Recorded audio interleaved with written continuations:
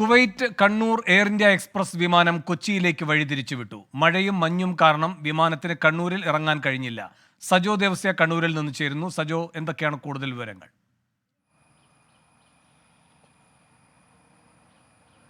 വേണു, ഇന്ന് രാവിലെ കുവൈറ്റിൽ നിന്ന് കണ്ണൂരിലേക്ക് എത്തിയ എയർ ഇന്ത്യ എക്സ്പ്രസ് വിമാനമാണ് കൊച്ചിയിലേക്ക് വഴിതിരിച്ചു വിട്ടത്. കനത്ത മൂടൽമഞ്ഞാണ് പ്രധാനമായും പ്രതിസന്ധിയായത്. ലാൻഡിംഗ് നടക്കാതെ വന്നു, പലതവണ ശ്രമിച്ചു, പക്ഷേ ദുഷ്കരമായി എന്ന് തിരിച്ചറിഞ്ഞതിൻ്റെ അടിസ്ഥാനത്തിലാണ് കൊച്ചിയിലേക്ക് വഴിതിരിച്ച് വിട്ടത്.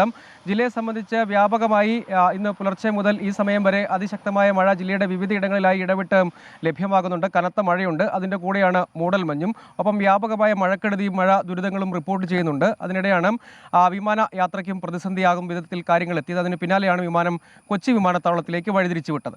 സജോ ദേവസ്യ കണ്ണൂരിൽ നിന്ന്.